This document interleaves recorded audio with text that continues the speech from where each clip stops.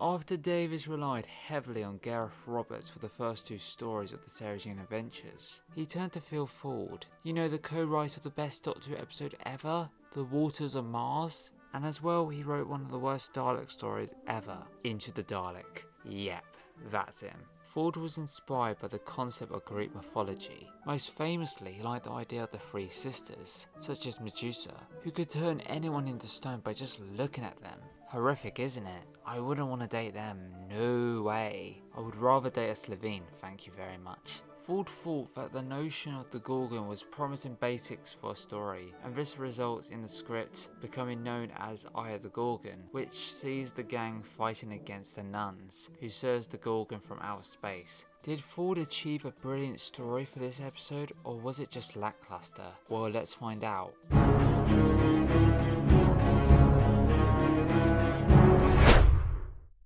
The episode opens up at night, where we hear owls hooting and creepy music arising from the darkness. As we pan slowly upwards to the nursing home, the opening sequence establishes the tone of the story pretty well, setting up as if it's a haunted house that the gang comments on later on. This scene is quickly cut into one of the residents' bedrooms, who's sleeping, while we see a cliche horror trope where a moving shadow slides past the bed. To me at least, this is a great way to hook us straight into the story, by attaching our attention, reasons not to glance away from our TV screens, with Ford and the director Alice creating an air of mystery to the viewer. The elderly woman wakes and turns, and then appears a jump scare, where we get to see the nun. Hello? Who's there?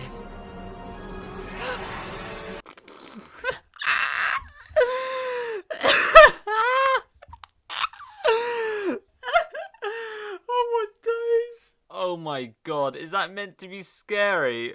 Oh, that's priceless. After the events of the massive residents have claimed that they have seen a mysterious nun, Sarah and the gang arrive at the nursing home, minus Maria, who's stuck at home with her parents for some unknown reason. But the plot requires Maria to be at home so she can have an argument with her mum, who's making jabs towards her new friends and being quite oblivious to why Maria's angry with her. God, I hate Chrissy Jackson. Meanwhile, the gang investigates the home. Sarah speaks to the manager about the incident, and we get a predictable response from her, treating it like it was some prank they're doing on the employees, not taking it very seriously. Until later in the scene, we find out that isn't the case, with her spying on Luke and Lady B outside, holding binoculars. Is that meant to be serious? Oh my god, this is bloody comedy, and not in the good side. Oh my days. Despite that, it's a great way to go against our expectations, establishing that she knows something about the nun and it isn't some joke made by the elderly. Before this, Luke encounters an old lady called B, who's suffering from Alzheimer's, who's crucial to the plot and knows something about the antagonist. This is great because later we're not going to get exposition on the plate as easy as that. However, before she forgets, she hands Luke the talisman as she doesn't want them to get it. But who exactly wants it? As I said, she has trouble explaining to Luke her reasons for doing so, due to her conditions. So we're left in the dark, but we have a safe guess. It's to do with the nuns. But she makes Luke promise her not to tell anyone about the talisman, building up intrigue and as well showing its significance. In only 5 minutes they have established the atmosphere, along with the characters, the main villain and the MacGuffin, so we can get through the story pretty nicely now. We then get to see the manager entering the nun's mansion, establishing the main setting of the story and broadcasting to the viewer that she's working with the nuns. But we never get an understanding on why she's doing this. But I digress. She reports the fishy activities that's occurring at the nursing home, and Lady B giving Luke the talisman. However, she gets punished because she had previously told them that B was barely knowing her own name. So the nuns escort her to a room of the hooded woman, sitting in a wheelchair, who has a rough and wrinkled fingernails for lying to them. The nuns lift up her hood, unleashing the horror beneath. The scene ends with the manager turning into stone. This is such a great setup. It tells us that the nuns are the main antagonists of the story, going against our expectations. It also shows how powerful the Gorgon really is, and it's such an uneasy, creepy scene to watch. The gang arrives back at the attic, While Sarah and Clyde are distracted, Luke then whips out the talisman. This to me was a brainless decision by Luke. Why on earth would you take out the talisman meters away from the gang who can clearly see you? Couldn't Luke bloody wait till he was alone with it? He was meant to be keeping it hidden from everyone, so you're not doing a great job, mate. He might be smart, but he has no common sense. What a dumbass. After Sarah and Clyde confront Luke about the device and get Mr. Smith to scan its importance, Maria bursts into the attic, stroppy and angry following a fight with her mum. I like how Sarah immediately knows something is up, and instead of pushing her away, she confronts her about it by herself. Someone that Maria can fully trust, like a mother figure. This leaves Sarah Jane and Maria returning back at the care home to talk to Lady B. Fun fact about the actress who played Lady B, she auditioned to play Barbara in Doctor Who, however she didn't get it, so 44 years later, she finally made an appearance in the Doctor Who universe, so that's pretty splendid, isn't it? The two question Lady B about her past with her husband Edgar and the talisman. She just remembers Edgar finding it for her. She makes remarks of him mentioning the Sontarans, who perks Sarah's attention. I brushed that moment off as a child, because at that point in time, the Sontarans hadn't appeared in the modern Doctor Who series just yet. However, watching it now, Ford continued to connect the two shows together. Very subtle but very well handled. While Sarah Jane and Maria are out, the nuns have tracked down the boys and knocked at Sarah Jane's door, who we know are looking for the talisman. Luke, still not being socially aware from the previous story, tells them that he owns one.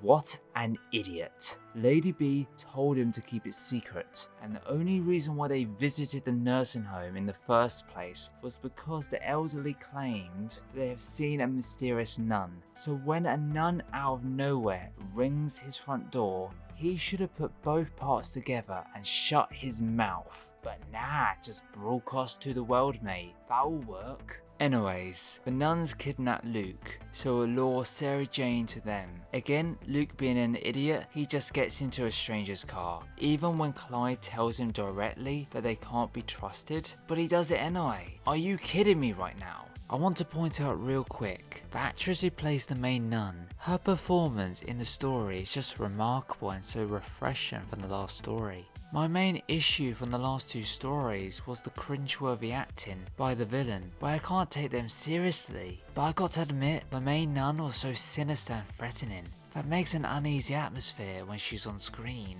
making her so unnatural and vicious to me. I love how the gang arrives at the mansion, as Clyde and Maria are hiding under the car seats, ready to sneak out to investigate the Abbey. But what I like more about the scene is how Sarah has a load of fake IDs, her version of the Doctor's psychic paper, showing that the Doctor had a huge impact on her, so she incorporates that. It's such a nice thing to see. However, the nuns knew this and prepared for their arrival, hence why Luke was bait. I do like how they establish in the first part of the story, showing that they're a few moves ahead of the gang. It's a great way to show their intelligence and the power they have over our characters. It culminates with Sarah and Maria returning back at Bannerman Road to fetch the talisman and Sarah sneakily obtaining the lipstick. However, Luke and Clyde have to remain at the Abbey, with the nuns and the Gorgon waiting in the living room, ready to be handed the talisman. Sarah demands him to release Luke and Clyde or she will destroy the talisman with a sonic. This leads to a great cliffhanger, with the Gorgon revealing her face, causing Sarah to be distracted, so the nuns snatch the talisman from her. However, Alan walks into the room, unaware of the Gorgon's presence, and gazes upon her face, and just like that, Alan has turned into stone. This gives Maria and the gang a motive to stop the nuns. The opening of part 2 begins with the nuns leaving Bannerman Road. Over the course of the two parts, we discover their motives in collecting the talisman. They need to maintain the talisman so they can return to the Gorgon's home planet, letting her die in peace, as she's been trapped on Earth for thousands of years. This is a great simple plan by the nuns and doesn't feel cheap, because throughout the story, the Gorgon is shown to be weak and always needs assistance. If she's in a wheelchair to help her move around, or the nuns give her a hand in walking, and you could even say the design of the rotten host, so it makes sense. But that isn't completely why they need the gateway to open, but we get to that in a bit. As for Sarah and Maria, after Alan turns into stone, Maria goes into a tantrum at Sarah Jane, telling her she wished she never met her. This is amazing because throughout part 1, after her argument with her mum, it has been building up inside her, and it finally explodes in front of Sarah Jane. However, Sarah knows she doesn't really mean it and gives her hope about saving her dad, which they do by talking to Mr. Smith,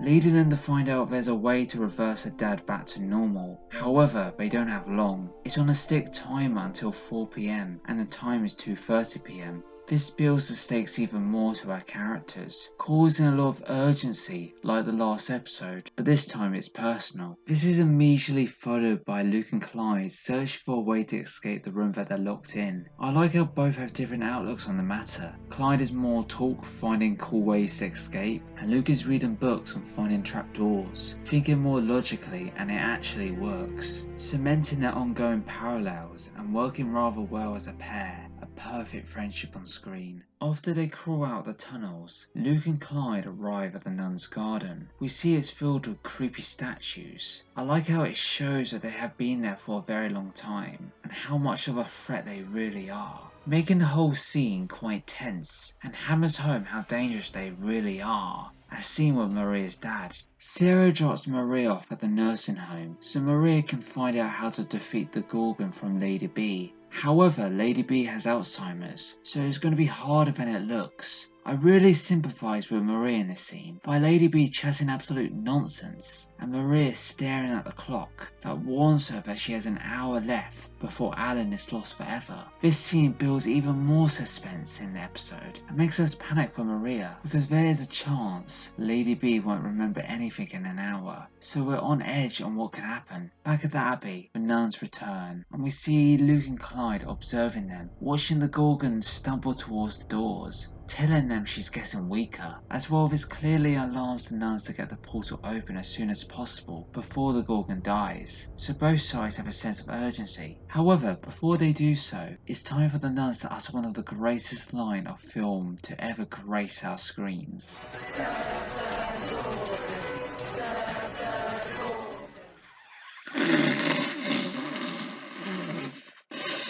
Can this episode get any funnier?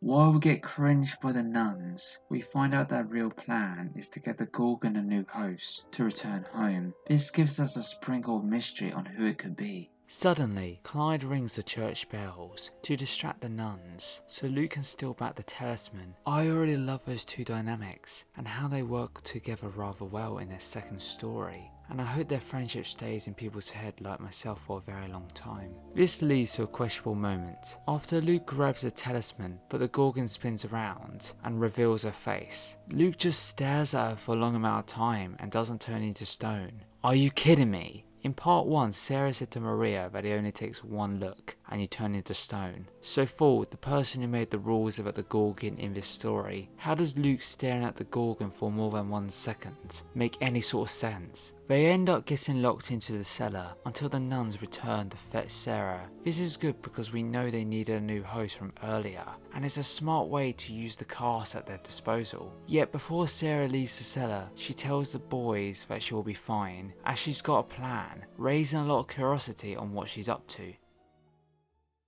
The climax begins really well with Lady B unlocking her memory of the Gorgon and quickly explains how to reverse her dad back to normal by using the talisman, as well gives her the mirror to defeat the Gorgon, giving us a sense of hope, yet making us wonder if Maria will make it in time to stop the Gorgon and save her dad. While Maria is running to the Abbey, we get to see a similar escape by Clyde and Luke that they did early in the story. Although instead of finding a trapdoor, they use what's in their surroundings to unlock the door, showing the two can work under pressure and quick thinking. It's lovely to see them both getting a feel of adventure and loving these missions with Sarah Jane. Clyde and Luke try to rescue Sarah Jane, but they fail in doing so, making the stakes higher than before, making our Maria our only hope in defeating them, because Sarah is blindfolded and the nuns are holding her back. as the Gorgon begins to transfer itself, making a solution in the episode harder to come by. Maria then runs into the room and uses Lady B's mirror to block the transfer, turning the Gorgon into stone, as well ending the nuns' brainwashing. That's reminiscent of the Doctor Who episode The Bells of St. John, where one of the villains was under the Great Intelligence for most of her life, turning back into a scared child.